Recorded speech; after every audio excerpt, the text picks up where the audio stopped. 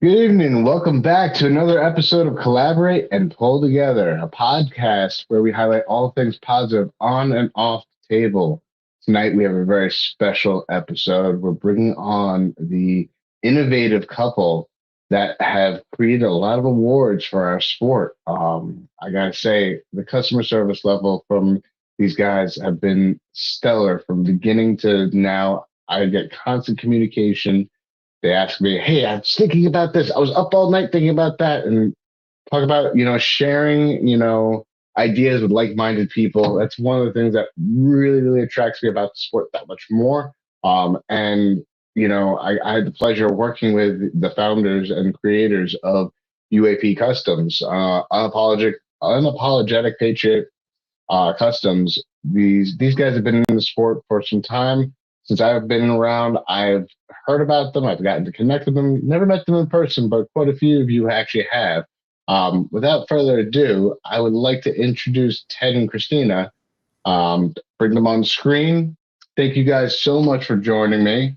I really appreciate everything you have done with our sport. Why are you not on screen? Oh no. It did not want to do it. Let's see. You're backstage. You guys it still says you're backstage. I can hear you. We hear you loud and clear, but we don't see you.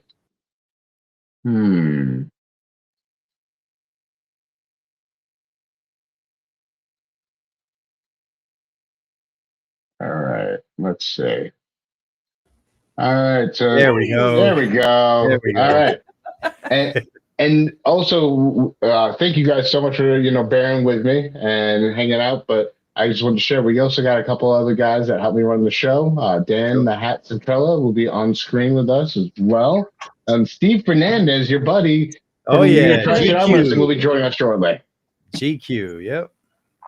So, Ted, Christina, thank you so much for joining us. We love and appreciate anybody who's a part of the community, but awards, man, like that's something that's special, something that's unique. I like to see the different things. I've seen some different awards from you guys. Tell us a little bit about you first and foremost.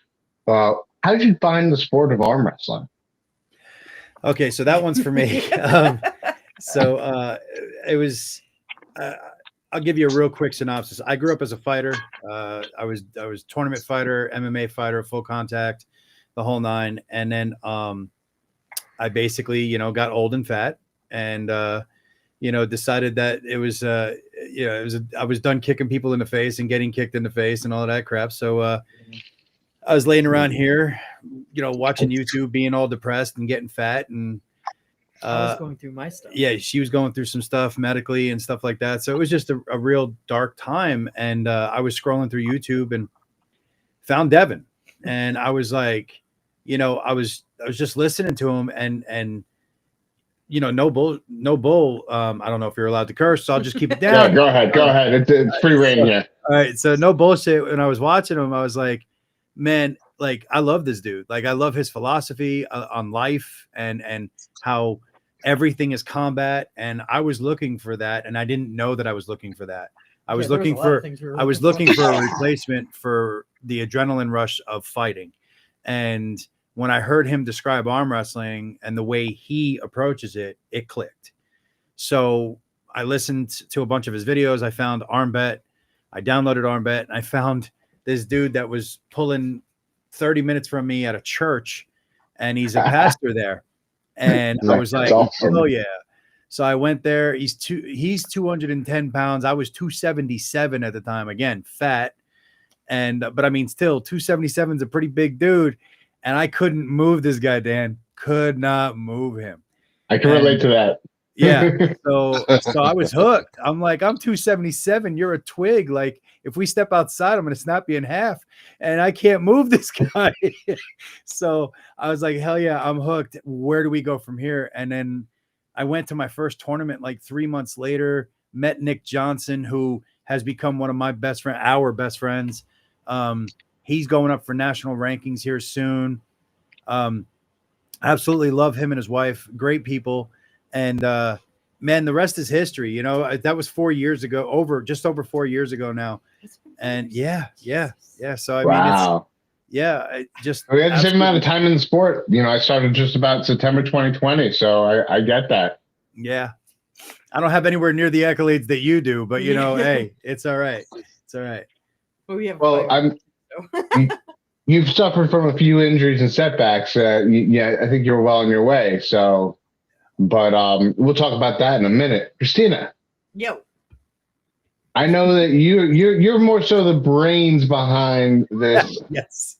about UAP Customs. I'd say, you know, in communication with you, I did a little bit of background check on you, if you may, and seeing that, you know, you've been doing this custom stuff for a little bit. Yes. I used to do it all by hand years ago. Okay. I used a Dremel and a wood burning tool, and it all started for me. I had a glass desk, and I was cutting something, I think, for a car with the Dremel. I'm not sure, and it hit the desk, and it didn't break it. It etched it, and I was just like, "Huh." So that's when the first business was etches of sketches. Okay. And that's when that started. But then I started getting into a lot more stuff, graphic design, shirts, doing anything you can possibly think of. And I was like, well, I'm not sketching anymore. So I had to come up with a new name that kind of encompassed me. Well, for the past 3 years, I've been nicknamed Mrs. UAP because he's the unapologetic patriot. And I was like, there it is. I mean, it kind of, it just kind of follows us. Yeah.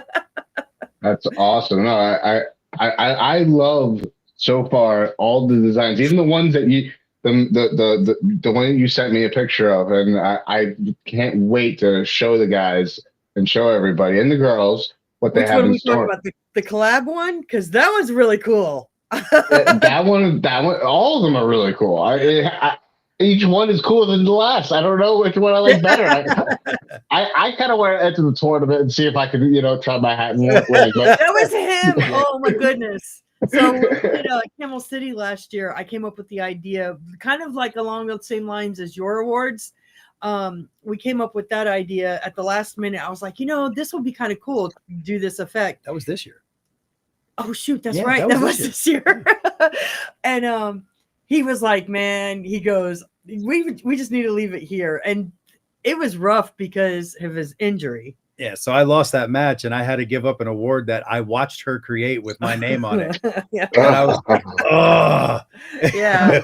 oh, that hurts. Oh, it hurts. That's the hardest part too when you're doing the awards for like the tournaments that we put on. It's one of those things, like, because I like to be different. I don't know if the pullers, I don't know what's the most important thing or where the awards rank on the most important for them. I know one of it could be, you know, who's actually promoting it. The other one could be what the payouts are. I don't know where the awards actually fall in it, but I've gone to people's houses and I've seen walls of awards. And I'm like, you know, it's got to be one of those things where everybody has the same award, the same, you know, basically cookie cutter. I hate to say it that way, but design. And I like to think outside the box. I like to coordinate the awards based on the venue, you know, what's the name of the tournament, what's, you know, all of it. I like to kind of mix it all together so it makes sense. So when you look at something, you know exactly when, where, who you were. I mean, everything comes back. Well, these are memories. They're mementos. Right. They're little slices of what a piece of your history. That if you won this medal or this award, you know, it's going to tell a story. And I gotta say, like, these items, like, I have no shame in my game. I'm gonna share a little image of one of the things that you had sent me, you know, for the women's division. Oh, yeah. Like, this is freaking awesome. This is freaking awesome to be a part of that. That's going to be someone's centerpiece, you know, somewhere. I don't know. For me, it definitely would be. And then also, like, for the super matches, like another one, I this is something that has eye catches, all over the place. And I mean, not for nothing, for those who are at home just seeing this for the first time, this is going to be an 18 by 18 inch, massively a beautiful piece of an award that you can literally hang up on your wall, make it a centerpiece, build your memories and have conversations and have a good conversation topic too. I mean, also the team award. I can't say enough about it, but I'm going to share it right here. The team award. This is something that you can have at your clubhouse. This is a 20 inch by 20 inch piece that I think that any team, I mean, I know Dan, would love to have this in the clubhouse type of deal. Yes. As a centerpiece. Like that's the type of thing that you're gonna be proud of. Like, hey, we won that. That's when we went up there and we had a no elimination. It was a grueling matches, long day of arm wrestling, fast but long day, and I poured my heart and soul into it. So when it comes to, for me, my favorite award, like I'd say my favorite award that I have is the Bison that I got from Ottawa Open. I mean, out of all of them, that one and then the one from Puerto Rico that I got that I took second place to. It's a 3-foot trophy that I got, and I flew it back from Puerto Rico. So there's a whole story and history behind it, right? Yeah. But then you also remember the people that you met, all the connections that you've made. I mean, it whenever we think of like East versus West, when we went, obviously that's where we met Steve Fernandez, which I nicknamed him GQ. We have all those memories. It was his watches. He kept changing his damn watch every day.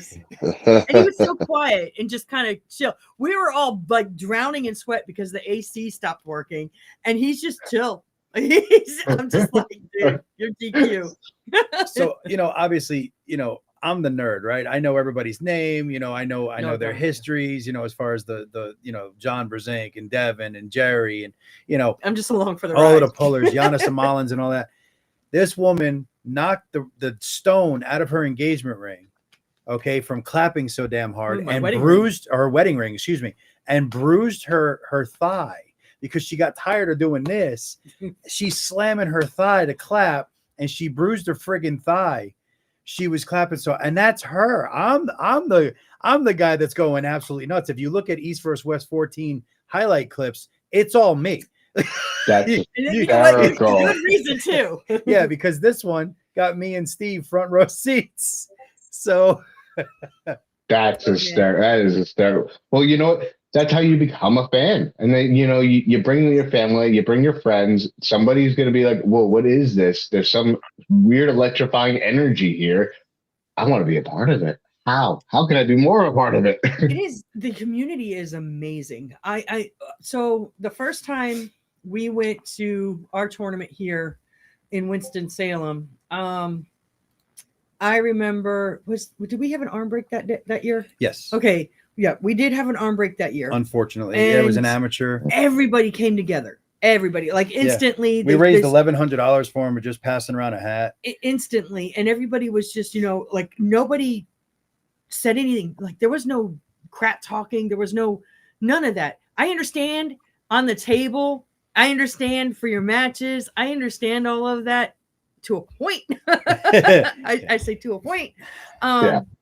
And I get that, but at the moment, like when the community is in need, everybody rallies. We had one of the guys out west, his house burnt down. Everybody came together. It's just, I've never seen a community like that. Now I've been part of different groups, but I can honestly say it's never been like this. Not like the arm wrestling community. Definitely not. I mean, we met Devin at Pig Pounders. Pig Pounders. Yep. In Charlotte. Yep. That was 3 years? 3 years ago. 3 years ago. Yeah. And there was 100, 200 people out there. Yeah. Once word got out that Devin was there, it quickly got full. He was in Charlotte doing a collab with Juji Mufu, and one of our pullers, our friends, Hunter Welsh, which I'm sure you know. Yeah, I know Hunter. Yeah. So Hunter texted Devin and said, hey, just to let you know, we're like 20 minutes away from Juji's house at Pig Pounders. So he's like, maybe I'll stop by and do a practice. Don't let anybody know. So he, to his credit, he only let a few of us know, and we didn't say a damn thing. So, we kept it low. And when Devin pulled up, we welcomed him, and then that was it. Like, all the phones came out, and within 15 to 20 minutes, the place went from maybe 50 to 60 pullers to about 200. It was insane. He pulled everybody that was there multiple times. Yep, that's how Devin rolls. And it took him an hour to eat a peanut butter and jelly sandwich for lunch because everybody wanted a picture with him. It was sick. But I got to meet him, and you know how they say never meet your heroes. I met him, and I'm not going to go into great detail or anything because it was, I don't think it would be right to out him as far as the conversation, but we had a great conversation that spanned a multitude of different subjects, politics and arm wrestling, and life and world and everything. And he was so open and free with his time. It was absolutely incredible. I was really, really happy that not only did he meet my expectations of what I thought he would be, he exceeded them. And that was really cool. I think for me, that kind of solidified where we kind of were in the arm wrestling community itself. Because then after that, I think is when I really started taking a vested interest in the tournaments and helping out where I could and whatnot. I mean, there was a time when I was training. And I hurt my arm catching our daughter kamikazing off the freaking couch. So I was like, we don't need two of us being hurt when we have a toddler that basically is a boy. She acts like a boy. Yeah. So I was like, let me choose a different avenue. So I'm kind of like in the background. The graphics and stuff, like I said, I that's my passion. And he just kind of tolerates me. Oh, she's not kidding. Dan, some of the stuff that she's been working on for you, 2-3 o'clock in the morning, she's still working on it. I'm like, hon, there's such a thing as punching out. And she's like, yeah, I got this thing just burning a hole in my head right now. I got to get it done. I was like, all right, I got you. And I'm sitting here like, just waiting to go to bed. Listen, but my other half is the same way with me. I sit there and I got something in my head, and I mean, you could ask Dan because I'll send a couple of proofs of what I've created in my head to Dan. I'm like, wait, here's one, and then 15 minutes later, I have like about 500 more renditions of it because I can't make the decision on my own. Saying, oh wait, is this good? Is this? Yes, it's the little things. It's the little things. And there's the two artists. There's the two artists in the chat right there. But the little things make such a huge difference. Okay, fonts are like a huge thing for me. Yeah. And yeah. Oh God, I trust. I can spend hours on just picking the right font. Yeah. Oh, believe me, I've seen it happen. Let me tell you something. I taught myself and made the font that I'm using on your awards. I made that font. Oh yeah. She's not joking. She literally freaking created it, and then she had to create it to the point where because it's being cut out with a laser. Obviously, you can't just make an O and O, right? Because it'll just fall out. The whole letter would just fall out. So she literally cut the lines in it. She designed the entire font. Like, no joke. Awesome. She designed it. It's driving me nuts. I couldn't find one that was in my head. You get this image in your head, and it's like, not quite right. Not quite right. Yeah. Exactly. So it's like, yes, I'm making it. It was unreal, man, to watch her literally create a font. I'm like, what? The 10,000 fonts that you have are not good enough. You needed to create your own. Yeah. It was just sometimes the wheel might be spinning just right. It's not spinning in the direction we wanted it to be spinning. Right. The A is just off, just a hair. The angle. It's like, okay. Yes. I get it. Listen, I am of that level of OCD, so I understand it all entirely. But I'm only OCD when it comes to when it comes to the art and the designs. Other things I can care less about, Yeah. But I'm really happy. I'm really happy that, and I'm going to say this because obviously she's the artist, but I'm really happy that you chose, the business to do your awards because it lit a fire underneath her again too. It like reignited the passion, and I'm loving to see it because there is a lot of dry spells with this because let's just face it, we live in an economy where Team U exists, and stuff like that. So people don't really want to pay for handcrafted stuff much anymore. And, you know, with 3D printing, not saying that that isn't an art in itself, but it's just, you know, when you can push a button and just have something do it for you, you know, and people will say the same thing about the laser, but I've seen her make the designs, adjust the laser, the wood moves a half a centimeter and it just throws the entire project. So now she's got to start over again. You know, it's incredible. Or we have cats. God forbid a cat gets in there. Yeah. That's it. All hell breaks loose. You know, so you know, it's you know, there's a lot of work that goes into it. It's all handcrafted. It's all hand designed. Where you're going to get the keg. Yeah. Yeah.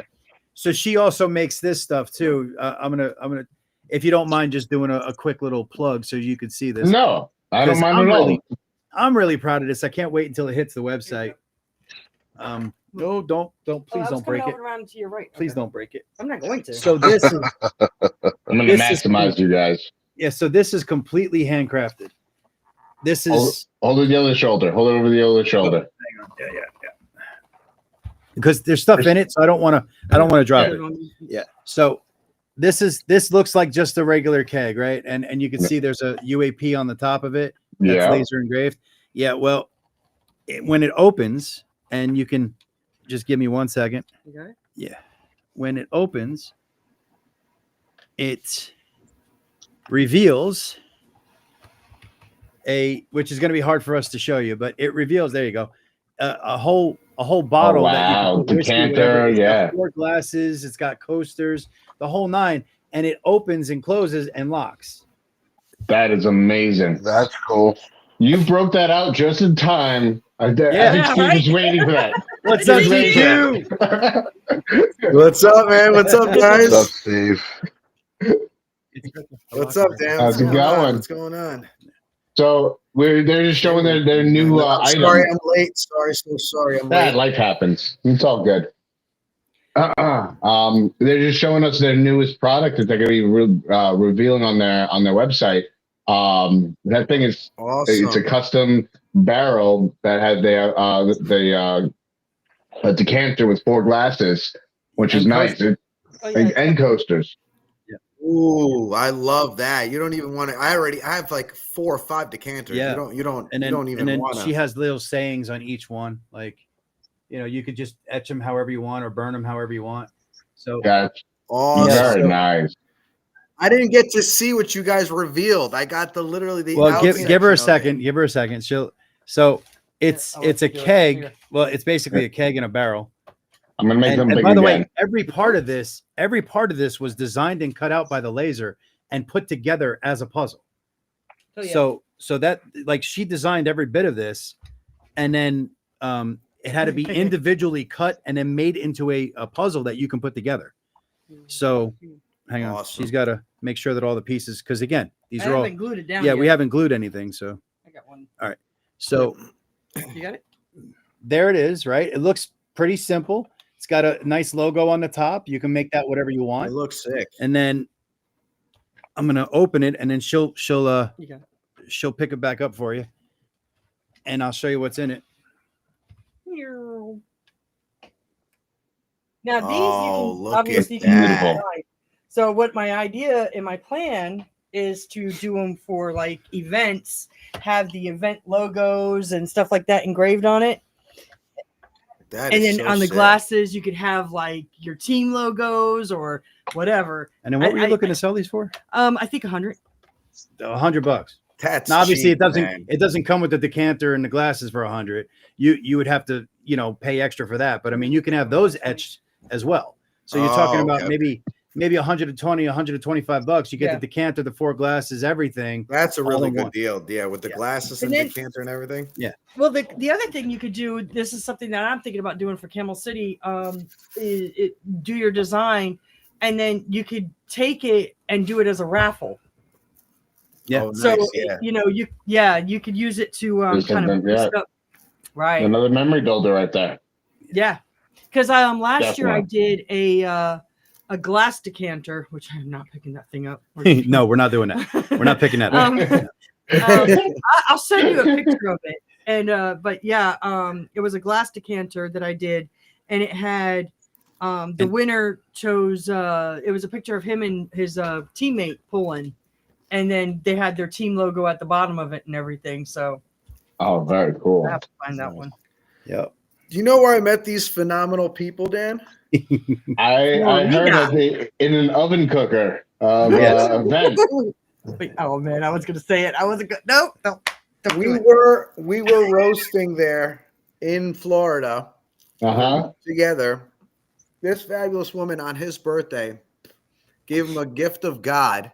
And I was there to observe it, and she was such a nice woman that she literally gave me her seat in order to enjoy it with TJ in the front seat. I mean, me and TJ, I want to say probably we just met there, and I think we had probably one of the best times of our lives there. Oh, hell yeah. Hell yeah. And we never even got the pull. I didn't even know you were an actual arm wrestler. I didn't either. I just thought you were like a super fan. I know. That's what's so great about it. I thought he was like just a super fan, and I'm like, cool, awesome. And your girl, she was cool as shit. I'm sorry, I don't remember her name, but Stephanie. Yep. Stephanie. Yep. So she was cool. She sat next to Christina right behind us. Yeah, they got along. It was great. It was great. Yeah. And Christina ran out and got fans. Remember? Yep. It was good, man. It was a great. I want to say just the meeting going there in Florida, everything, just the vibe. I want to say, TJ, because you were there. I mean, you couldn't remake that. You mean it was unbelievable. No, the intensity and the feeling. And now that I've been to a couple King of the Tables and a couple different East versus West, I still haven't felt that intensity yet. And because it's just, especially that, I want to say that moment with John Brzenk was so, I mean, heartfelt. Dude, when he came out to Thunder, oh man, he came out to God, the whole freaking crowd is going crazy. And YouTube doesn't do it justice because, and I have to tell people when I'm showing them the YouTube clip, we're clapping. We're all clapping to a rhythm. And you hear this YouTube stock music. It's like, why is everybody? And I'm like, yeah, he came out to Thunderstruck. Yeah, it was different. It was just different. It was unbelievable. I mean, even we had a great time together. I mean, it was so much fucking fun. So much fun. Great people, both of them. And I might make myself my arm wrestling name GQ just for the fact that we were taking pictures. It fits. We were taking pictures and with Devin and the whole crew and everybody else. And Devin goes, Jesus, he goes, your fucking watch, man. And she goes, that's GQ for you. So that might be the new arm wrestling name. That might depends if it sticks. I like it. Steve GQ Fernandez. Hey, it works. It works. It flows. It flows. I can appreciate that. But yeah, great times, great memories. And now great stuff, man. You guys are doing great awards and stuff. And then even coming up with this right here with the decanter and the glasses and stuff. That's really cool. It's a nice idea. She only keeps me around because I got the gift of gab. I can sell anything. Okay. This one, she's the artist. She does all the work. She's the one that burns the midnight oil. I sit there and just go, would you like me to sweep out the laser for you, honey? Or, you need another desk built. I got that. No problem. But hey, you did great on those desks. So phenomenal. Got a couple more questions for you guys. Yes, sir. Overall, how has the arm wrestling community influenced your overall life journey? It's changed everything. I will say this: it's changed absolutely everything, down to the point where, like right now, I'm in between jobs. I've got a couple of good prospects out there, but I'm not taking jobs that make me work on the weekends. And the reason being is because my practice is on the weekend, and most tournaments are on the weekend. And now I'm a certified ref, and I'm reffing places, and so yeah, I'm not doing that anymore. I'm not doing it where I'm going to slave my life away for somebody else doing something I don't want to do. My 5-day-a-week job, that's going to be Monday through Friday, is going to pay for us to have fun on the weekends, and it's going to be doing the passion that we both enjoy. I enjoy pulling, but I also enjoy coaching. And I mean, I get it. I don't have any accolades, so nobody's going to pay me to coach, but the people who know me best know that I'm a very, very technical puller, and I have a lot of knowledge that surpasses my skill, like a lot more knowledge. And it definitely surpasses my skill for sure. I'm hoping one day that my skill, catches up to my knowledge, but it honors me that I have pullers that I respect, that are that can toy with me on a table, and they still come to me for advice on how to shore up certain parts of their game and stuff like that. So yes, I enjoy pulling, and I enjoy the passion of it, but I really, really enjoy the coaching and the camaraderie that comes with it. Yeah. That's definitely been a transformative experience that I've had as well. Being able to apply what I know about the human body to a setting that's completely different from wellness. That's, it's awesome. So I can definitely respect and value that. I mean, this sport literally saved my life, man. Like no BS. I told you I was 277 and fat and all of that. And I was really depressed, and I'm not joking with you, not to get down because I don't want to get down, but every morning I'd come out here to my desk and I'd sit out here and just, stare at the screen, and I couldn't tell you what I was watching, but I'd watch 12 hours of something and I couldn't tell you what I was watching because I was so depressed. And, before she would wake up in the morning, I'd have a gun to my head going, maybe today's the day. And that's how I was living for months. And when I found arm wrestling, and I got a passion back, and I also got tested as far as all of my started going to the doctor. Yeah, I actually went to go to the doctor, and I got tested, and I had non-alcoholic fatty liver disease, and I had pre-diabetes, and my testosterone was low 300s, high 200s, and so I got on a therapeutic dose. I'm at like 850 now, and I mean, it changed my life. No BS. I'm not telling everybody to jump on it because if you don't need it, don't do it. But when I did, man, let me tell you, within 3 days, the fog went away. Within a week, the depression went away. Within a month, I wanted to work out again. And I did take it a little too far. I went from 277 down to 217. And that was a big dip. Like my body was like, hell no, it didn't want to stay there. But the point is I beat all the non-alcoholic fatty liver. Like I reversed all of it. I didn't get diabetes. Obviously I did all of that. And now my body kind of wants to sit around the 250 to 260 range. I want it to sit somewhere around the 220 to 230 range. So we're having an argument back and forth, and I'm hoping that my mind wins. But I mean, the point is I'm much healthier at this 250 than I was, at the 270. I mean, like I have probably 10% more muscle than I did before, so the arm wrestling literally saved my life. And I think it saved our marriage in a lot of ways, because I was really putting her through the fucking ringer, boy. I mean, I was going through my medical shit too at the same time. I mean, I was going through a lot. I was in a car accident. I had the hysterectomy. Yeah. We had Monique.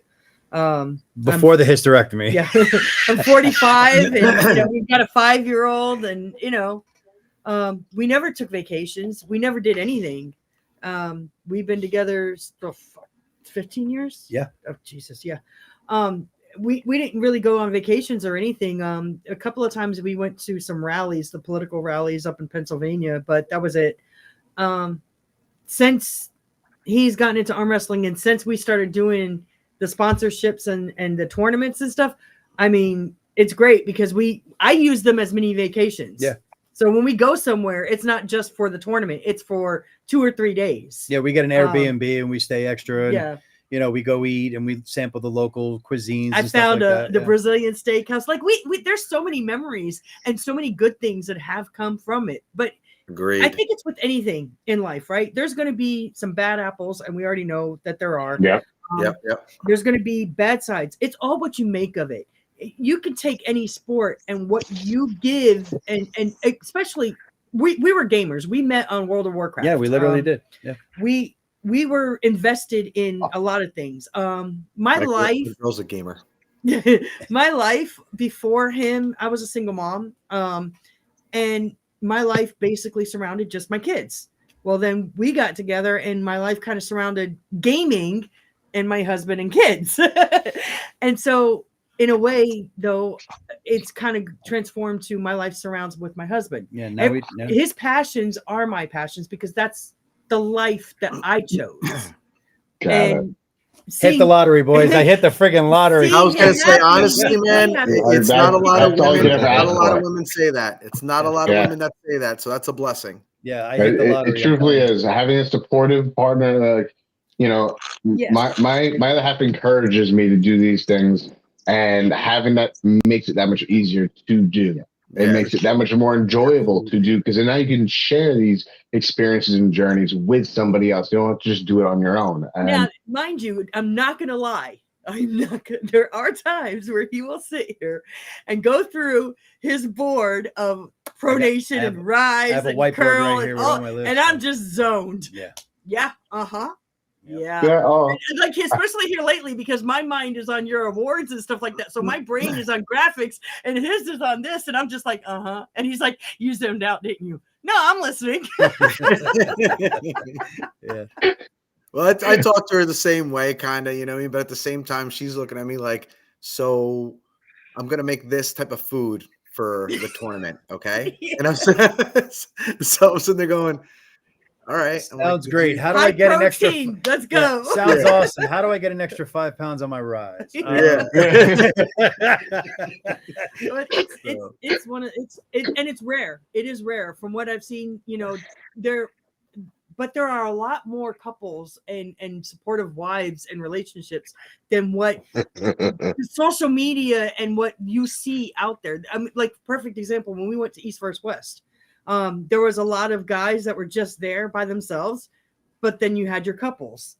I mean, you look at Jody Larrett, look at Rebecca Todd. I hear him all the time, man. She is like his corner woman. Yeah, like, everybody gives Rebecca shit for the get it up, get in there. Like, and I'm like, fuck yeah, bro, get it. And he's like, man. I wish we were like that. And I'm like, she's the best hype person ever. Let's go around and flash you. Okay? Look, everybody's different, man. Everybody's different. Everybody's got their own little twist. I mean, and their woman being and getting involved and being there is that extra even oomph that you're gonna get, feeling even how much better that she's there next to you. Yeah. And I mean, with her, she picks and chooses, like, you know, Rebecca will be there pretty much for every lift, right? Not this one. She's smarter than that. No offense, Rebecca, but she's smarter than that. She'll wait until it's like my last week in a prep where I'm moving, like, for me, record weight, right? And then it's like every lift, let's get it, push through it. You know, that last week where I'm pushing like 100% effort, that's when she'll be, you know, cheering me on through the lifts. When you're talking about the weight loss, you know, my other half, she helped me tremendously through that, because I came into the sport at 270 pounds. Now I'm 5'8", 5'9". I'm not a tall guy. I don't have a lot of height to carry that kind of weight. And so I can tell you, when it came to weight loss, she helped me tremendously by way of encouragement, guidance. She gave me all these articles to study and research up on, you know, when I was clueless. So having that, like, there's certain parts where you need that support to really get over a hurdle or get to the next hump. This is my chef. There you go. I have an iPad full of recipes. Yeah. I count calories, protein, fat, your macros, weighing the stuff, you name it. Beautiful. I've done it. I'm like the other way. She's my chef and she's great and everything, but I already went down to that 154. I'm already like 179 now. So I'm not she's all about pretty much bacon. The other day we had for dinner, we had pancakes, bacon. I mean, you have the syrup with it. Of course. You're getting me hungry.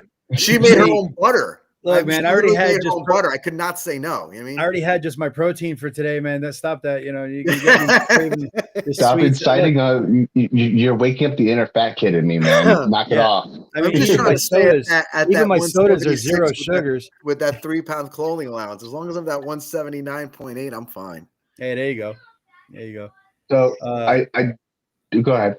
No, you're fine. I was just actually going to say, I don't know if you pay attention to your comments that much, but you got some people commenting. So I wanted to actually. I was just about to do that. That's exactly what we're all on the same page. All right, so we got a couple of good chats in here. Big Rig Eric, what's up, man?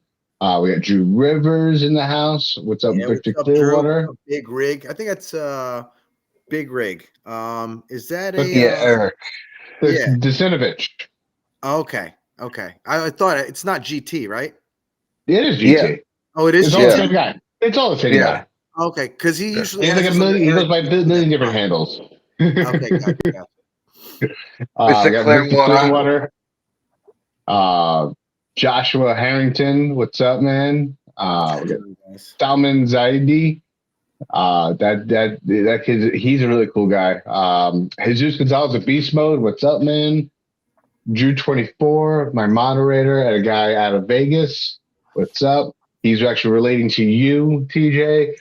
He was as much as 285. Now he's walking around 175. Congrats. Big shout out to you. Are you saying that carnivore? Did you read that? Yeah, carnivore is easy, except it's expensive.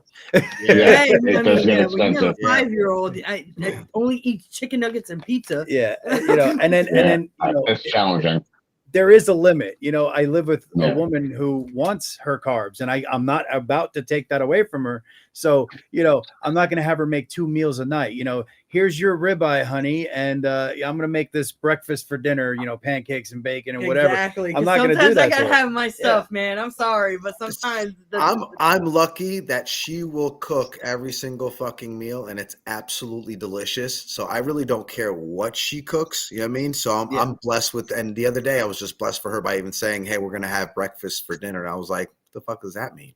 Yeah, we do that. Yeah, we do that.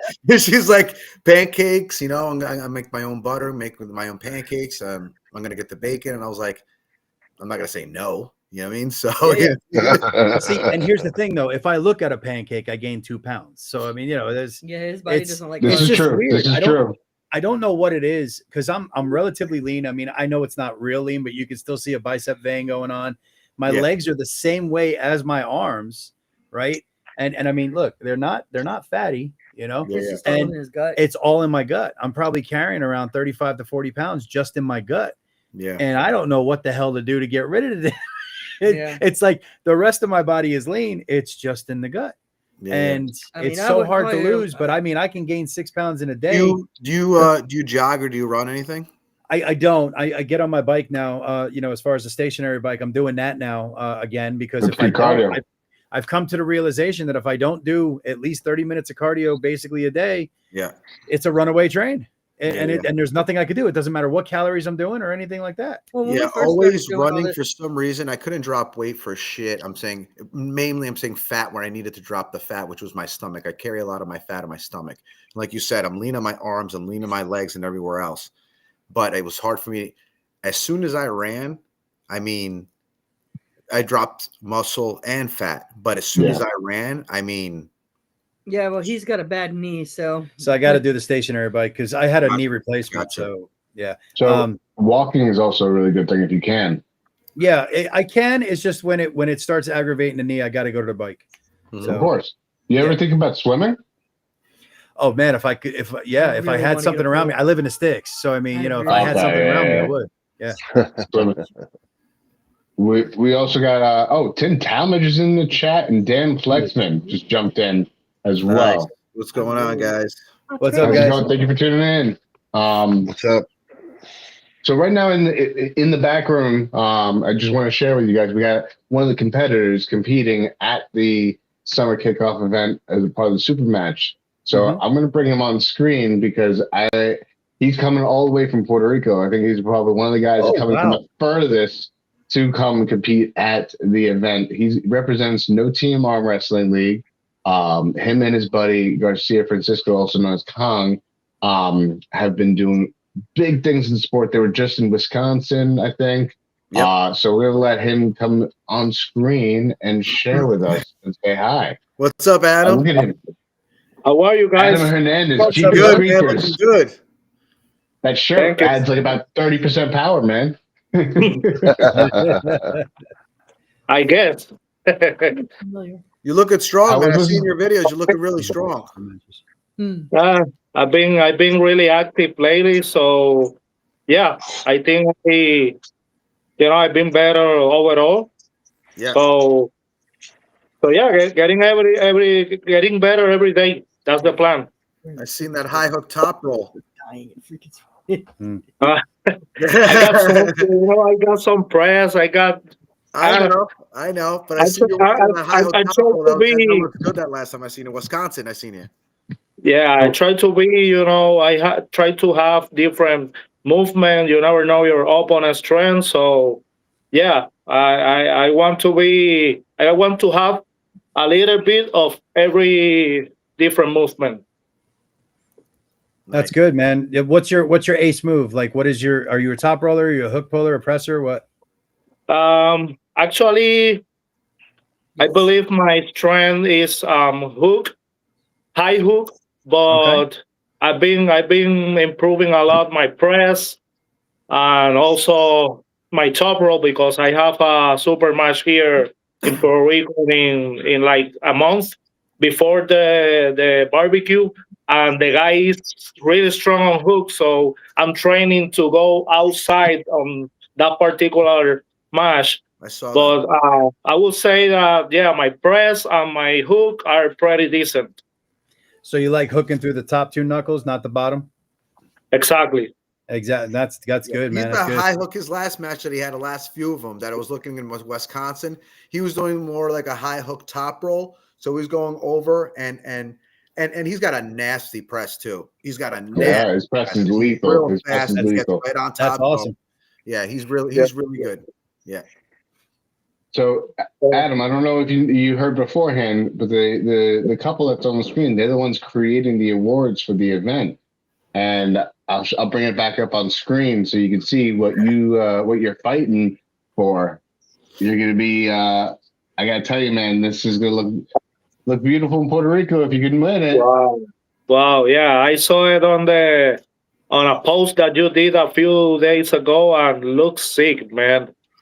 These are the guys that created it right here. These are the. Awesome.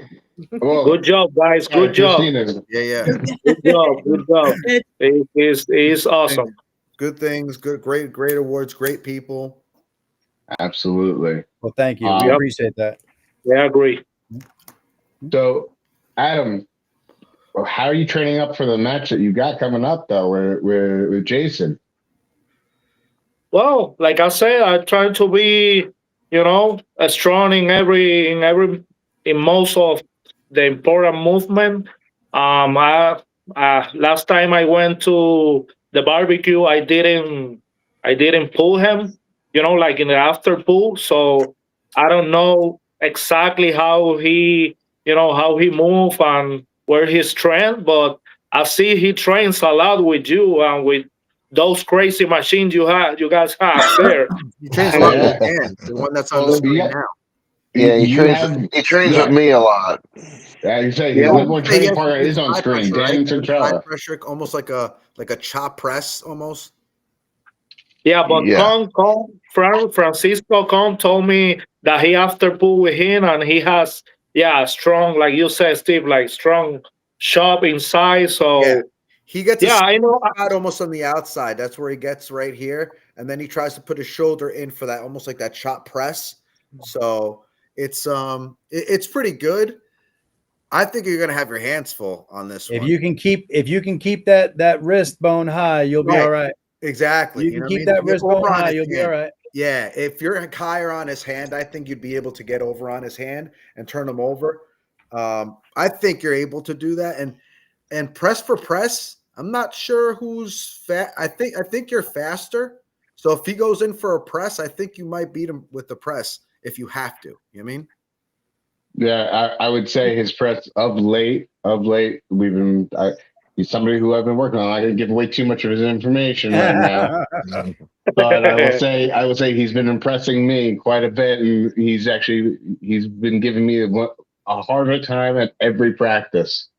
So things are clicking big time for him. Adam No, looks man, bigger. I, Adam looks I've bigger been and better. I've been seeing him, on your practice and training, and he seems pretty active, and I can't wait to face him and see what happens. Yeah, you don't want an easy match. You want to earn it. Yeah. Absolutely. Absolutely. It's going to be a good match. It's going to be a good match. Depends on where it goes and if he can get him in his lane. I think if Adam can get him in his lane, if he needs to press him, he can press him. I think he's fast enough and strong enough, and if he needs to.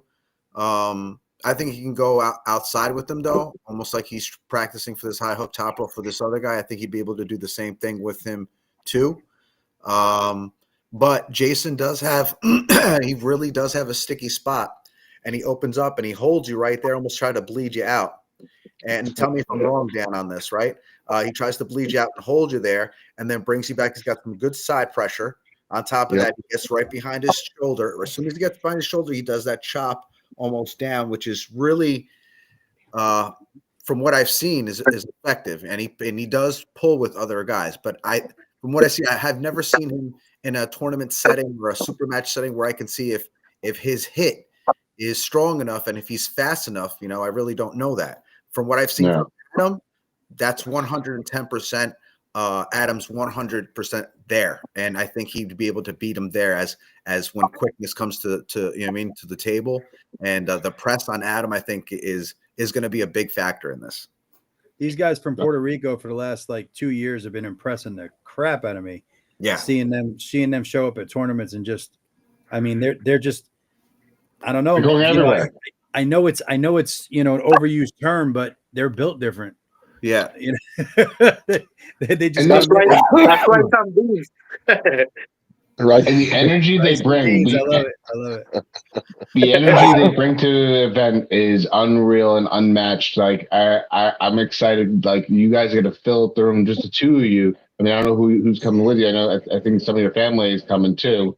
I'm looking forward to that because that's contagious. And so you're just gonna literally like a stick of dynamite and toss you in the volcano with how explosive you guys with the energy that you bring. For sure, man. I'm heading there with Con so far. I think he's the only one which is going with me. Probably his wife.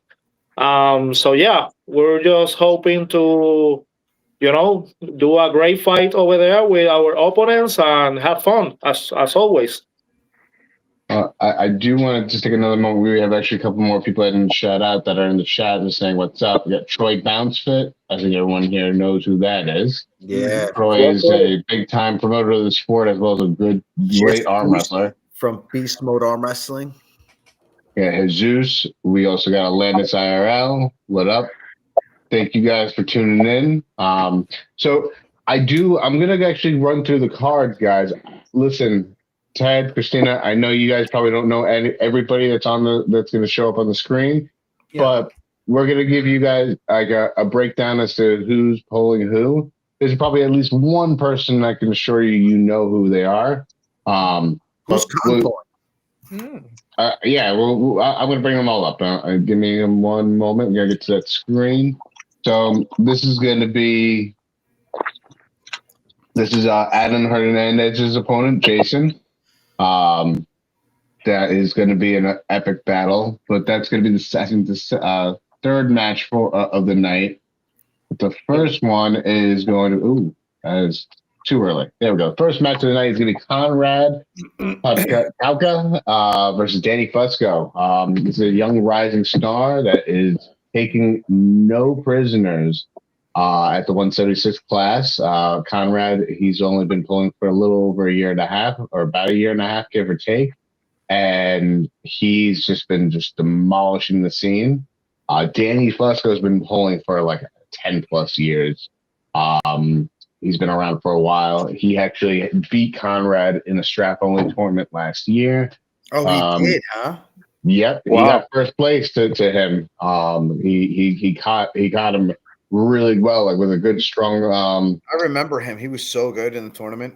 Oh my God! Yeah, he was. I think he was undefeated in the tournament at the JCW. That was a stacked class. And you can't knock the old heads that are in the sport, because even though they're not the most active, they come out and they show sometimes old school techniques work. This guy talks to me about all the time. All he does is pull-ups, and that's his training regimen. I haven't seen him at a practice in a minute.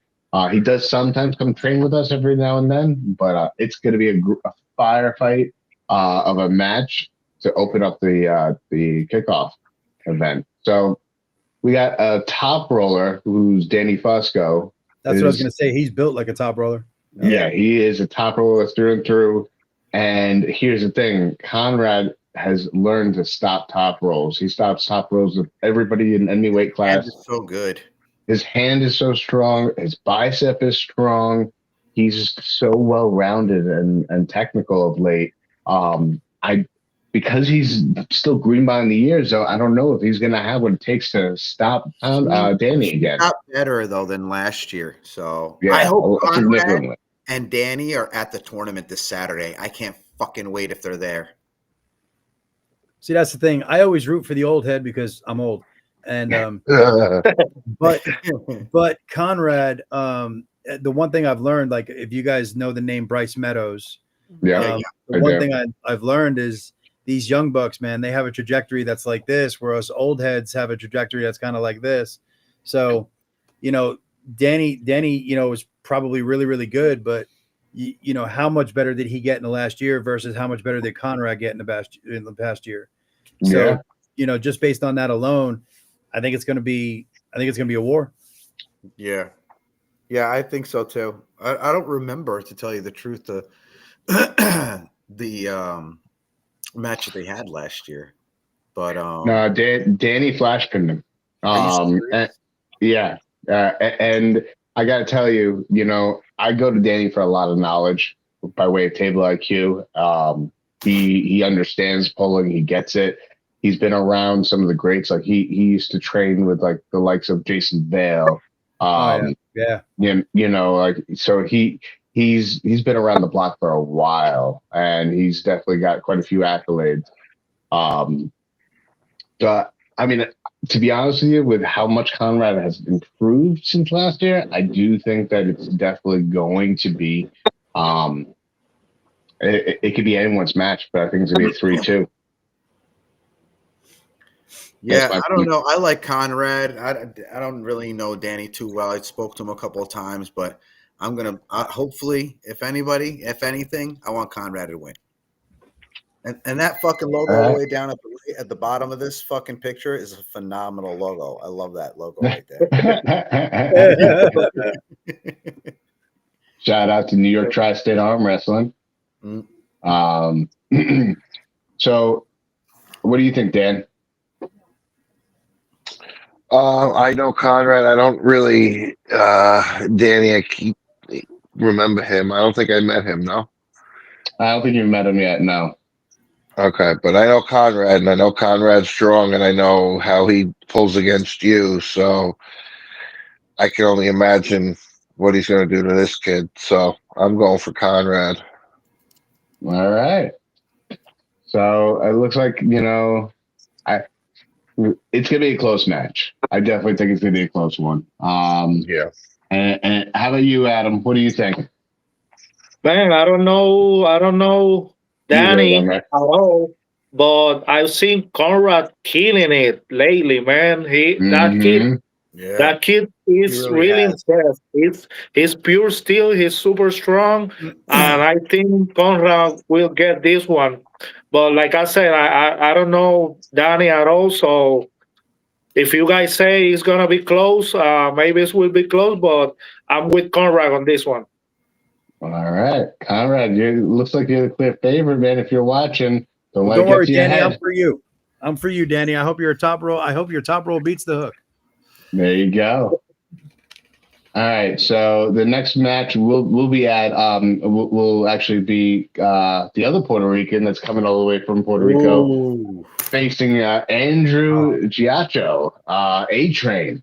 So another one of our trading partners here, local on Long Island, taking on the Puerto Rican island, Kong. Kong is super powerful.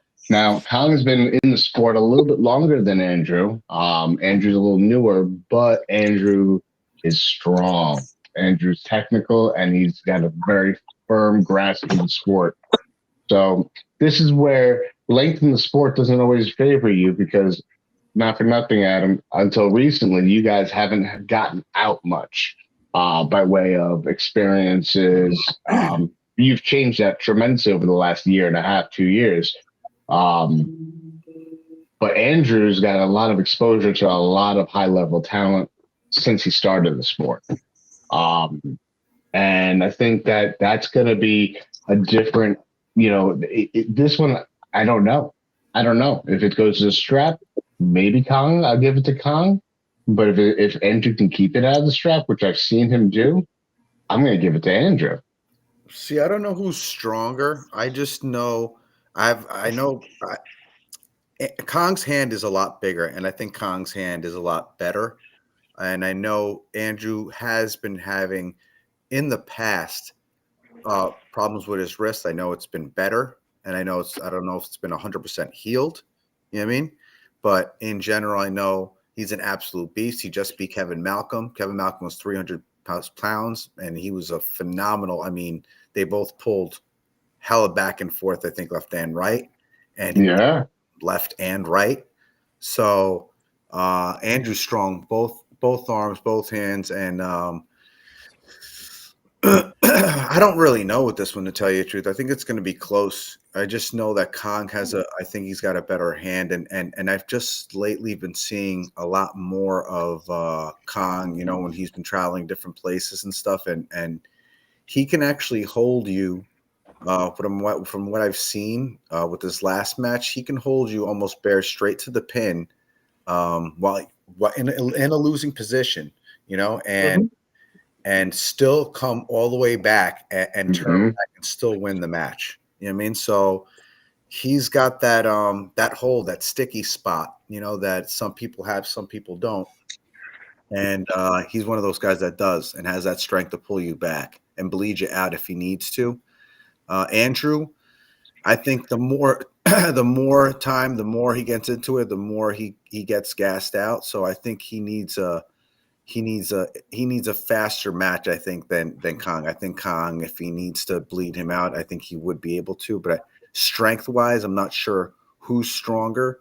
But I've seen, like I said, Kevin Malcolm and you know, Andrew go up against each other. So that was an absolute fucking war. So, but you know, Kong is a smaller guy, you know, so it's very, I'd say 3-2. It can go either way. I got to go with my boy, you know, Andrew, though. You know, he's my New York dude, so I gotta go up against. I gotta give it to Andrew, even though Kong, you know, I got a lot of respect for him, you know, and he's a great dude, you know, but I gotta say Andrew 3-2, very close though. What about you, Dan? Oh, I know how Andrew pulls, and I don't think I pulled Kong at the first tournament, but if Andrew's, you know, super strong, so, and he's a training partner of mine, so I have a feeling he's going to take him because he's got some tricks up his sleeve. So, you know, I know Kong is strong, but I don't think he's ready for that. Because what does Kong weigh? What does Kong weigh, Adam? Kong's currently at 265, I think. Okay. All right, so he's right there. Okay, but still, Andrew might have a couple of pounds on him, but so Andrew's here's the thing. strong. Adam can attest to this. Kong fires up. He gets really into, like, I've term, the sweat. I've seen Kong pull. He grows. Yeah, and not only that, but Kong is also adapted to a press now. He has a press. Exactly. That you got the words out of my mind, out of my mouth, Steve. Yeah, he's adapted a press now, and that press is devastating. Having his press is ridiculous right now. His press is pretty crazy. Yeah. So that's really big. He did not have that back when he was here. When he pulled JJ, I don't think he had the press. So I think he got a lot more comfortable as it came. I think it's because of Adam too, because Adam's got that nasty press too, I think. And exactly. Yeah, it's good to know, you know, that these guys are getting so much better. You know, I think they're improving it exponentially year after year. That you guys in Puerto Rico you are leveling up arm wrestling across the board. Yeah, but I think it's going to be very close, though. I think it's going to be very close, too. It's going to be, in all honesty. I don't think Andrew has a press either. Andrew does have a press, yeah. Yes, he does. Oh, he yeah? does, but he doesn't use it often. He's got one, but and it's lethal. He only uses it when he has to. All right. Yeah. He might have to. He might have to, but he may not. We saw him, keeping Malcolm's press at bay. So that's definitely going to be interesting, to see. He does have a strong top roll, but I don't think you can compare Kevin Malcolm's top roll to Kong's. I think Kong is a lot. He's got a bigger hand, and it's stronger. It's more explosive, I think, too. I think so too. Absolutely. He definitely got some more speed. So I do think that strength, though. I think Andrew does have the strength cornered. I do think that if there's a lane where it's going to be a battle of power, Andrew's got it all day. If it's a lane of speed, Kong is going to be victorious, in it. I know sometimes speed kills. Most times speed kills, though. So, but Andrew's learning some good technical abilities. Learn how to be explosive. Andrew needs to learn how to be explosive. He needs to learn how to sniff that fucking wake up fucking assaults and go in there like balls to the wall. I got him right here. Hey. There you go. All right, Those are mine, right? Dan, these are yours, Dan. All right, Michael, I knew you stole mine. I can't wait to use them this weekend. I can't wait to just get in there. All right, we got two more matches that are going to be here. We have two local guys. This is going to be a good one. This is actually a budding rivalry that they've been going at it for a while. They both started around the same time. This is going to be a classic top roll versus hooker. Mike Service is a top roll. He's like 6'3", long ass lever, sitting back. Devon is about the same height as me. And he's deep inside a hook, but his hook is next level. He's been actually training with Conrad and with some of the top guys in the tri-state area to improve his hook. Yeah. His hook is disgusting. This is going to be just a battle of the styles right now. Who gets their lane first? I think that Devon has got this one. It's going to be close. I give it 3-2 to Devon. Just because I've seen him pull lately. I pulled him a couple of times. His hook is really strong, man. But don't get me wrong, Michael Service is good.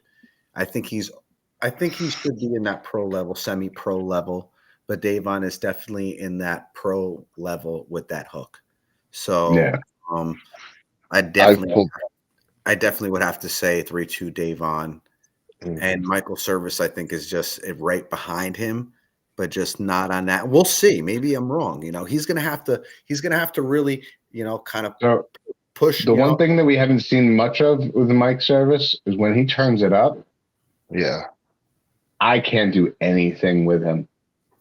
Yeah. I can't contain him. I can't control it. I can't do anything with it when he turns it up. Oh, yeah. And when he fires up, like so there's some people when they're fired up, you just can't do shit with them. And he's got the power there. He's got the strength. He just needs to fire it all off. Best that way. I pulled both of them. How about you ever pull Devon in a hook? I have pulled Devon in a hook, and he matches my hook.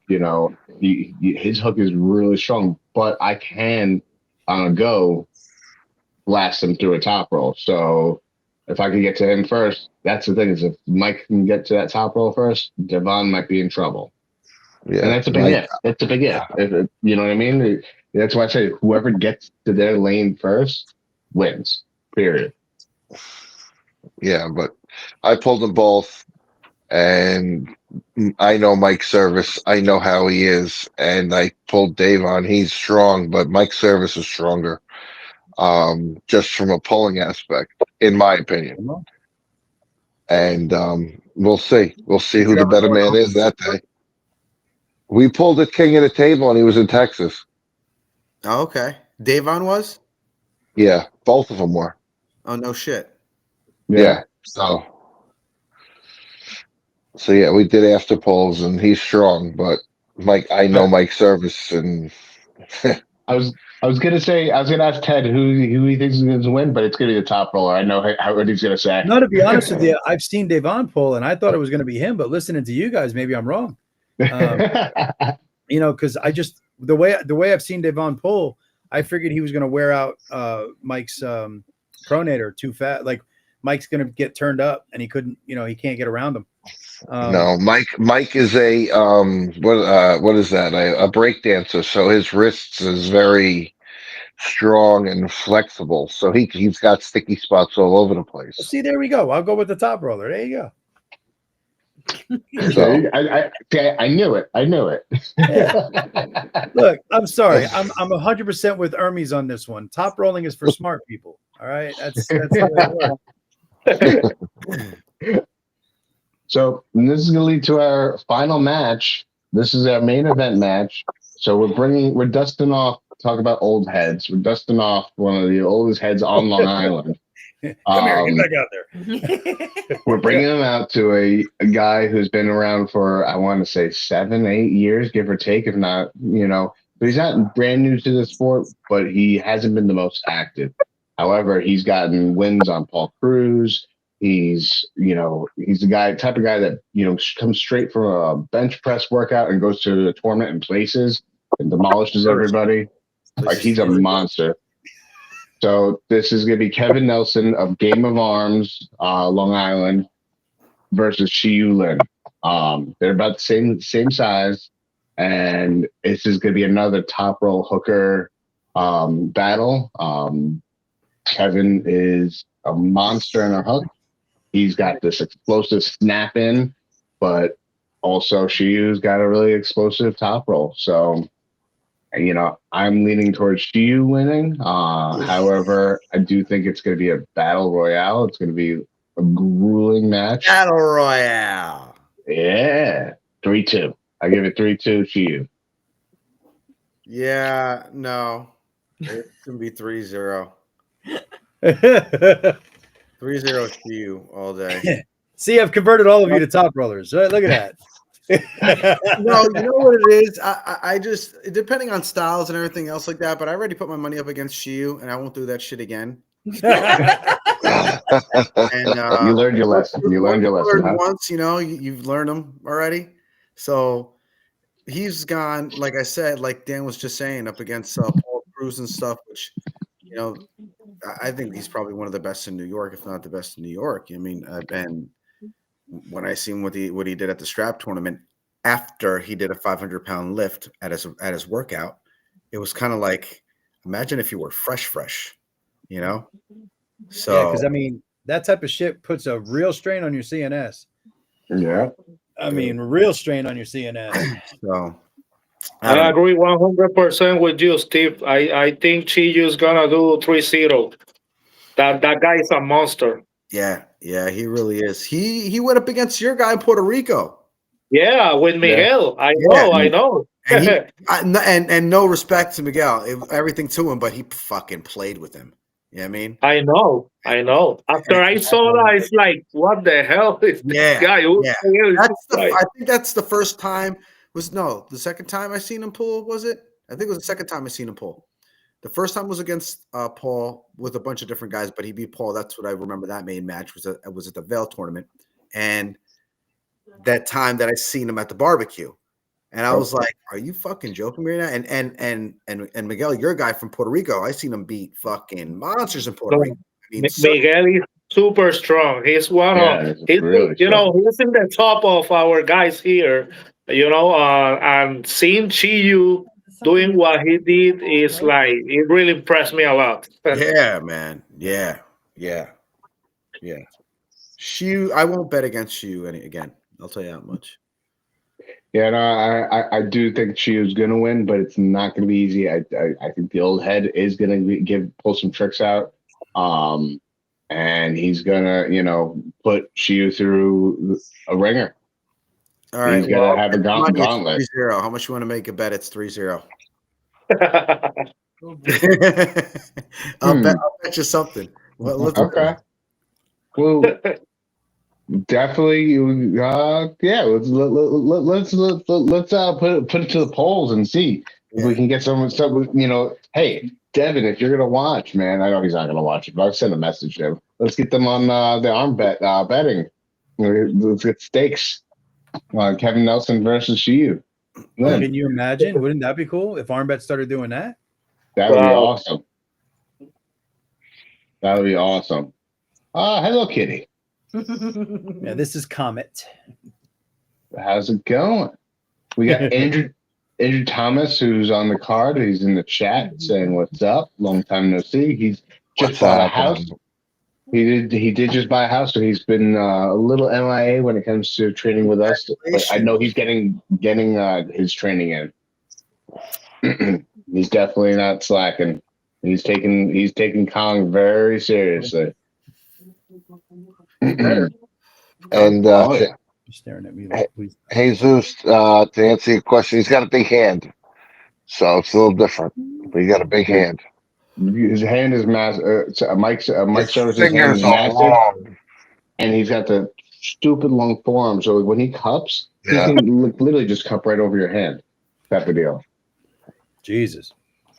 Like the insanity is along with that one. I like both of them too. I like both of them. I like Mike Service and Davon. They're both great guys, but Oh, they're both great too. Yeah. I just feel like Davon might just have that hook just a little bit stronger and that containment a little bit stronger than Mike being able to get over on his hand. Even though Mike has a ridiculous lever and a long arm, long forearm, long hand, I don't know.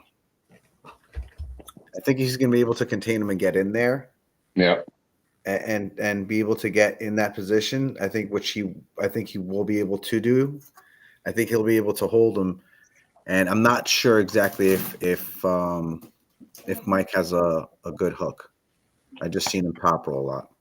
I think he's going to be able to top throw through the top of Devon's fingers. He's going to be able to get on the outside and just do a nice can opener. Oh yeah.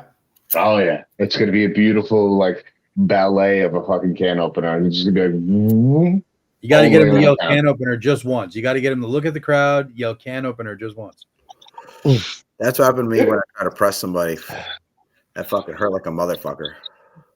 I got learning how to press? For press, and I dove on it, and they went. And I was like, oh my God, that hurt my fucking bicep so bad. I still have strength from that shit. But, So I do want to shout out a couple of sponsors that we actually have. I mean, other than Steve Fernandez is going to be sponsoring New York Tri-State Arm Wrestling. Yep. We already all knew this because his logos, everything, all over the place with it. So thank you for that. But, some new sponsors that we don't have any logos on anything as of yet. Definitely want to shout out. We have NutriWolf is starting a new company called Wolf Meals, and they wanted me to highlight their meal direct services that they're doing. They're going to be a sponsor, and not only are they going to be a sponsor, but they've actually invited us to their anniversary event, which is happening May 31st. So pretty much, since I'm not going to be pulling at the tournament at my event, I laid myself on the chopping block. If you can pin me at this event, at their anniversary, you get $100 gift card to spend at the supplement store. So, this sounds like a good day. Right or left. If you can beat me, you get $100. And I will be there pretty much all day long during their 12-year anniversary. So. Thank you. Big shout out to Darren. I'll jump in. We'll go underneath the table. Love it. Sorry. No, I love it. That's what everyone wants to try a tactic. And then we also got another one of our financial sponsors that recently gave us some funds to help us out. Haven Physical Therapy, Matt Cassioli. He's a big time supporter of the sport. He refs locally as well. He helps out with reffing. He helps promote everybody that's in the area. He's out of White Plains, New York. He's also a physical therapist. He actually helped me, my left hand, get rehab because I was having an issue with it, and he helped reset and realign myself, my hand, due to everything was just out of whack. and he also runs something called Legion of Arms, which is kind of like a brotherhood of arm wrestling, brother and sisterhood, because he wants to bring everybody together. So big shout out to him, big thanks.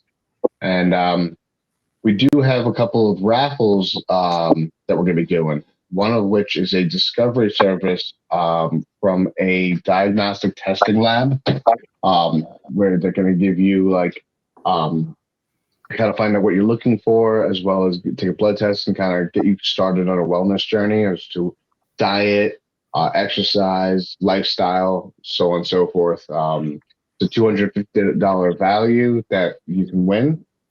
And then another raffle we got coming up is the Float Place. They're a longtime supporter of me, as well as the event. They pretty much have been donating for the last few years. So they're donating 2 individual float therapy sessions with some merch as well. We got Adam over here actually got the experience float. So go ahead and talk about it. No, man, that place is amazing. When I get out of that place, it's like I am a new person. Beautiful. Yep. It helps a lot. So it's highly recommended. So for those of you who are wanting to know a little more about the event itself, this is the barbecue link. It's a no elimination tournament with some super matches. We're gonna have a lot more information coming up on it. Please feel free to check them out and see what it's all about. With that being said, before we close out, we have one more big announcement. Steve, at the end of the month, is going to be having his own tournament at New York Smoke Super Match Series and Tournament at the end of the month. It's going to be tell us a little bit about it and make any announcements you want about it. Yeah, so it's going to be at the Dramatic Hall in Peekskill. This is going to be the first. We're trying to make this a pay-per-view, if not, but we're trying to make this a pay-per-view. It's going to be VIP seats. It's going to be 2 floors. You're going to be able to have VIP seating upstairs and downstairs. The place, I put a couple of videos out there, is absolutely beautiful. I mean, that thing is sick. Yeah, that venue is sick. Yeah, it's gorgeous. So it's yeah, you can literally watch from the top, and there's going to be literally almost like the East versus West type upstairs. Yeah. The food literally right there down the middle will split each side from East versus West type thing, like the way they do it like that. And it'll be the same thing. They have to walk down from each side, and they're separate ways and straight to the stage. It's just beautiful. It's a gorgeous place. I can't wait, because this is going to be the first kind of like really big event that's going to be happening. Doing some, I didn't actually tell you, Dan, but going to be some production team. It's actually my neighbor. And I didn't even know that he did production and everything else. We started talking, and then he was like, I do movies, right? And I was like movies? He goes, yeah. He goes like, so he starts showing me. I was just like, oh, I seen that movie. And he's like, yeah, I do horror. I'm like, oh shit. I was like, so we'll have a great production team. I can't wait. That's going to be a great piece of this whole thing too, as well. Kind of told them, an idea of how many different types of cameras and different types of sections and scenes where you need to be, like on top and the side, on top of the side of the tables, somebody actually revolving, going around the table so you could see every kind of angle, what's going on. Them walking down from each side, so you could see each, opponent from them walking down from each, different sides. The spotlighting as well. So it's going to be really good. It's going to be really great. I can't this whole thing. The main, there's going to be a couple different matches that are going to be going on. One of the matches, he's been dying for me to say it, is going to be Yusuf versus Sam Mitchell. So Yusuf Wilson versus left hand. They've been finally trying to go up against each other all this time. And everybody was talking about weight. And now the weight is down to 176 weight cap. So that's where Yusuf's going to be. And then, Sam usually cruises around 165. But let's all, take this in consideration that everybody knows how Sam pulls. Yeah. He can pull up 3 classes, so He's an absolute beast, monster of a puller. They're pulling left hand. You know, Yusuf is, dominant with his left hand. Sam is both really pretty good, but Sam is his left hand is really good too. So that's going to be one of the matches. I think it's going to be really good. I can't wait to see what happens between the both of them. They've been wanting to pull each other, but people have been talking about he weighs this and he weighs that. And I was like, well, if you guys meet a little bit, lower, and I knew Sam would take it if they met at 176, so it was perfect. And definitely looking forward to that. Yeah. And what part of New York is this, Steve? What part of New York? This is going to be in Peekskill, New York. So upstate. Yeah, upstate New York. Yep. Everything that I pretty much do is upstate, but I've been already kind of thinking of expanding to Connecticut or New Jersey. It's just that I need a big enough crew so I can pack in all my shit and be able to take it over somewhere. You know what I mean? So I just need Don't forget us down here. Don't forget us down south, man. Maryland, Virginia, North Carolina. I got to eventually get out there. I got to eventually get out there, man. But listen, not to take away anything from what you're just saying, but like January 10th, you guys are all welcome to come down to North Carolina. We're having our tournament. It'll be, I mean, this is far off, so don't worry about it. But January 10th, man, if you guys can book it on your calendar, Camel City, it's in Winston-Salem, North Carolina. Right? It's our fourth. I got it. I'm penciling in right now. Right. Yeah, that'll be our fourth one. I got to start working on those designs. Oh God! But no, from what she's saying, that venue is absolutely amazing. It is amazing. Yeah. Like the 2-story, like you did the whole walk around, and I could see it. Yeah. And I thought of an opera house, like an old historic opera house. Yeah, concert hall. Yeah, it's just really nice. It's a really nice place. I like the way it was set up, that they had 2 different places to walk down the stairs and still kind of walk down the middle. So I really like that.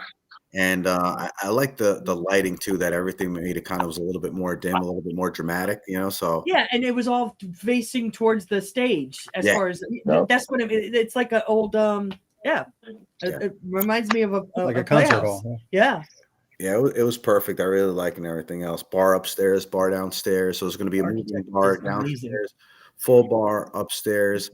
And obviously, you get to sit with the guys there. And there's a bench right or table. Can hear you, right? So I got a question, Steve. Is there any other super matches you want to announce? Yeah, another super match I want to announce is going to be Roger Bailey Learned versus Michael Hawks. There's going to be Michael beat Tim Lewis at the Winter Blast. A left hand. Michael Hawks has been actually storming through people, but Roger is no fucking joke. He just got his left arm back. I don't even know how good that he's been getting so fast. So it's just, and it came out of nowhere because that's the arm that he broke years ago. And he's like, I just haven't had that connection. And he goes, and literally, I think he got his connection, I want to say maybe a match or so before the Arnolds. After he beat Keaton. So when he beat Keaton and he took the second place silver and at the Arnold, he knew that it was back. It was just on a different mode. And it is. You can feel it back. Yeah. But Mike has been storming through people and he's been getting better and better and better. And the match that I was trying to do was Tim Lewis against Roger. But now that Mike beat Tim, I think we should see. It's a no-brainer. Yeah. Let's see Michael Hawks versus fucking Roger. That's a hell of a match right there. That's a hell of a match. That's a hell of a match. Because I know Hawks' left is monstrous, and his upcoming has been amazing. And Roger was monstrous, and then he had the break, like you said, but he's been coming back with it with a vengeance. So I think that's a sensible match. Yeah, really good match. I can't wait. That's gonna be ridiculous. But the other one, should we tell them about you? Let's tell. Yeah. Oh, look at him! He's over here like this. He's over here like this. I'm fucking vibrating for it, man. Wars versus Ed Cruz left hand. Oh, all right.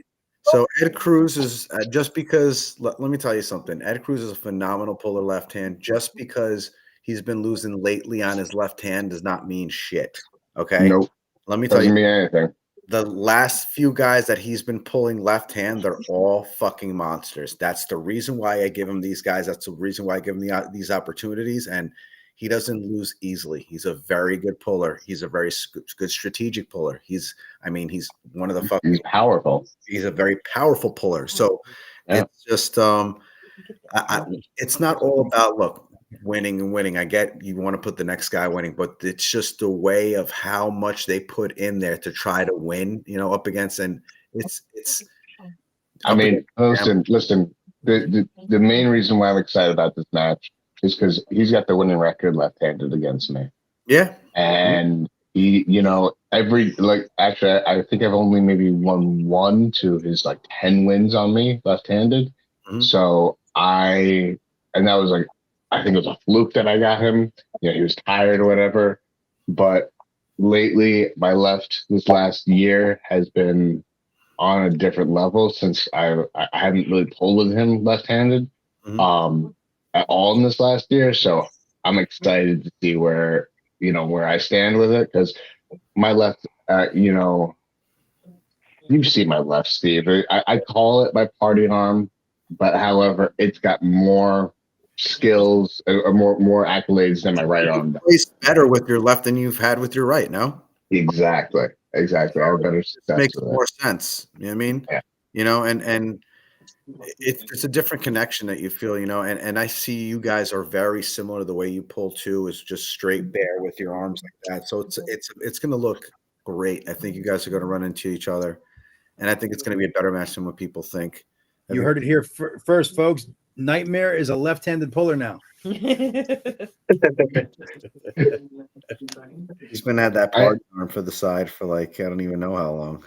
He actually wants a chance at me right-handed, but I think he's going to be resting that right up because I got the winning record on him right-handed. So it's interesting how that works out. Him right-handed. What? I think it's going to be. It wouldn't really be. I think it'd beat him a lot easier right-handed. And left-handed now, I think you have your hands full. Oh, most definitely. I'm not taking it lightly. I'm training it like nothing else. I got the biggest and strongest guys in my club that I'm training with. For those who don't know who he is, Big Glenn, who's a left-handed puller, has been pulling with me a lot lately. And he's coming back from already 2 losses. Yeah. So he's hungry. He's not going to take it lightly at all whatsoever. And you have a ridiculous hand, but he can pull without his hand. I know that. I know he can pull with it. Listen, I've been there, done that many a times, and I think, but now I'm getting much more coordinated with a little bit more table IQ. I'm taking a page out of freaking Yusuf's book and training up the left hand a little bit more by way of table time and just dealing with a lot of transitions. So we'll see how that goes. I'm excited. I can't wait. Like a match too. Yusuf's the GOAT. He's a phenomenal puller. Let me tell you something. He actually blew me away when he surprised the hell out of me. The way he beat both of them, though, honestly, he blew me away. So I got to give it to you, Yusuf. Big shout. Phenomenal. Big props to you. Big props to you, Yusuf. Steve, you just got to promise that, next time we meet, you don't beat me up, all right? I don't want you beating me up too much. Oh, now that he knows that you pull, that's it. Oh, he knows that I pull. I didn't know that you pull. So he's keeping that. But he watched me pulling in the damn hallway. Yeah. Yep.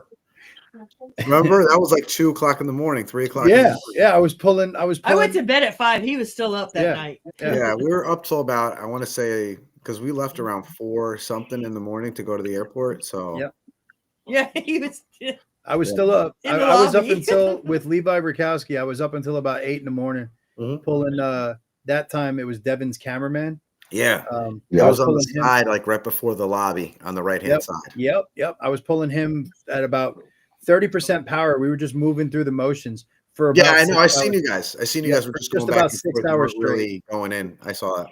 Yep. And it was one of the best experiences I've ever had in arm wrestling.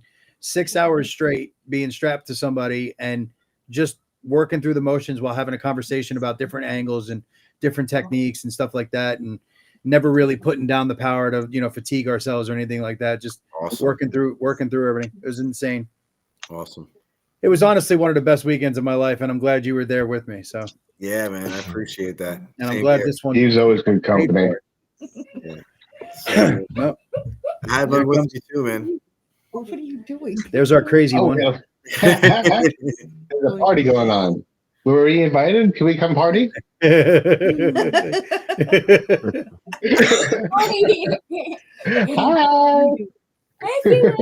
You guys. Oh, Jesus Will you Christ. Stop it. Adorable. She's not afraid of a camera. That's for damn sure. That's amazing right there. What are you doing? What are you doing? Hey. Hello. Showing my friends my mouth. Oh, she's showing her friends. Yeah. Okay. Hey. What's up? You go. I love Yeah, it. man. I love it. Did you finish your The future right Steve. there. Did you see the new souvenir? No. They sliced my throat about 6 weeks ago, buddy. Are you serious? Yeah, they put a new disc in. Oh my god. Yeah. Yeah, I He's got a bionic man. No shit.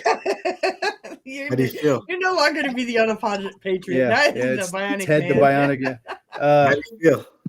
So yeah, C5, C6 herniated disc, and it cut off the nerve to my entire left arm, and yeah, it was terrible. And now I'm about 6 weeks post-op. I'm not supposed to be lifting anything.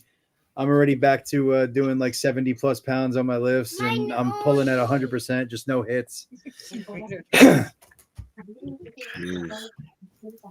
That's good. I mean, what do these doctors know about arm wrestlers? You know what I mean? Come on. Oh my god, it was so funny when he was coming out. The doctors, the anesthesiologist, the nurses. He's arm wrestling. He's like, want to arm wrestle. He gets one of the nurses to come over, and he's starting. No, No you got to way. do this, and trying to show her how to hold, yeah. like the whole night. And I'm just That's like, oh my hysterical. god. I was teaching the nurses how to arm wrestle. You know, I realize that, arm wrestlers, those that are really dedicated to the sport, we're no better than Jehovah's Witnesses because we're just heavy arm wrestle. You're right. I can't hold his hand at night. Oh yeah, in bed. no He shit. will arm wrestle. Oh, you Try to. kidding me? My wife, I go to like give her a high five or give her a hug, and she's like, "Why are you trying to arm wrestle me? I'm not arm wrestling." Every time he's like, oh. Yeah. If she holds my hand, the first thing I do, I just go in. I go. Yep. No, listen, at night, no joke, man. She'll sit there and grab my left arm, and I'll sit there and Yeah, he will literally try to. I'm like, all right, arm that's it, I'm wrestling. done. Let's go. She'll be like, stop it, stop. Literally, you got to see. I wish you guys could see my wife right now because she's just shaking her head. She goes, if they only knew the half of it. I'll get away with it if I'm like grabbing her from the back because I could just turn into her. You know what I mean? So Yeah. You know what I mean? Oh man, that's awesome. It's crazy, right? The arm wrestling life. Yeah, man. Hey, Dan, So- I wanted to ask you, where are you from, man? You're wearing a sweatshirt. We're roasting over here in North Carolina. I'm in Long Island, but I have my fan going and the window open just because. So Oh, okay. We got ACs. Yeah, I got an going. AC going and a fan going, and I'm still in. yeah, no, wait, it was about 70 degrees today, but it's about 50 degrees now. So I understand. I grew up in Brooklyn, so I understand. all right, yeah. So, Ted, Christina, I like to close out the visit with you guys on screen with an important question. Yeah. Tell us a fun fact about you that arm wrestlers may not know about. A fun fact. I gave you a hall pass. No, I mean, Yeah, I don't know. That's cool. I didn't take it. Oh, jeez. What would be a fun fact? Yeah, Well, that's a tough one. We could be sitting here all night. I know. I mean, I don't know. I really don't know. I mean, because I'm pretty much an open book. Steve knows this. I spent the weekend with him, and Yeah. he knew my whole life story. I mean, Yeah. it's just, I really don't hide very much from people because That's if fair. you're gonna use it against me, you're gonna use it against me. I really don't give a shit. It is what it is. But I'll tell you, you wear your heart on your sleeve like I do. That's why it was such a great weekend. yeah, we had a great time. bullshit. I used to race cars. Nobody Okay. really, Oh, not many people know nice. that. Nice. That's cool. Yeah. Oh, I used to drag race, I so didn't say anything. nice. That's very cool. What was that? nothing. I mean, it's the only thing I can think of that nobody knows. Yeah, we'll leave that one alone. In another lifetime. Yeah. You better believe when we're down in Kansas City, I'm going to be asking, right? Yeah, I'm He's going to need to know. Well, I tell you what, one of the things that nobody knows yet out of North Carolina, and this isn't really a fun fact, but it's kind of the next step in myself and Nick Johnson's career, I would say, is him and I had a team. It was called the Carolina Rollers, and we just couldn't get enough people to have the same passion, to be consistent as we were. And that's not talking shit. They're really good people. It's just they just weren't, at the same level as far as commitment that we are. So him and I joined a team in Wilmington, North Carolina, which is a hell of a drive for him. It's still a bit of a drive for me, but it's worth it. The Port City Pullers, Adam Hoying is there, Ryan Dunwoody's there, Shane Owens is there.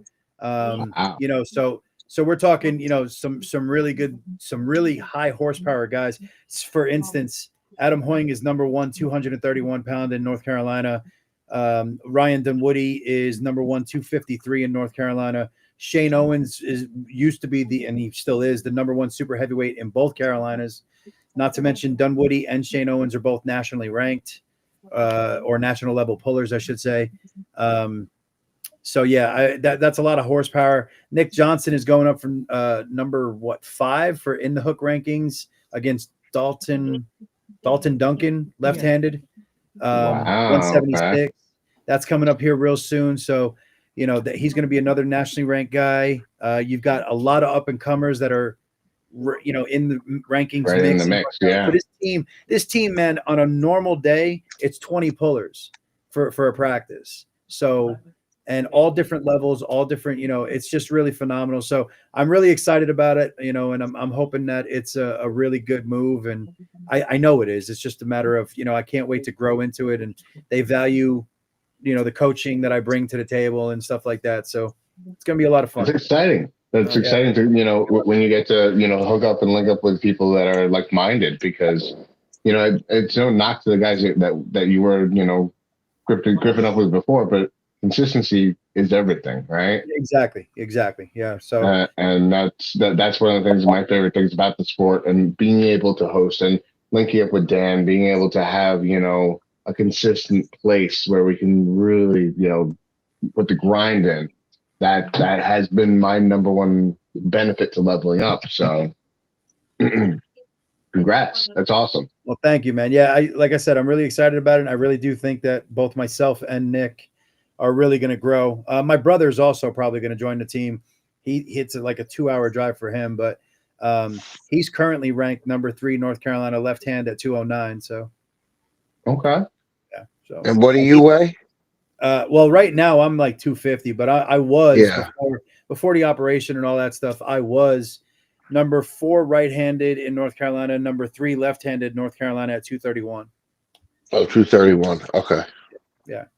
I'm trying to drop down below 231, and I'm going to make another run of the list, but we'll see what happens.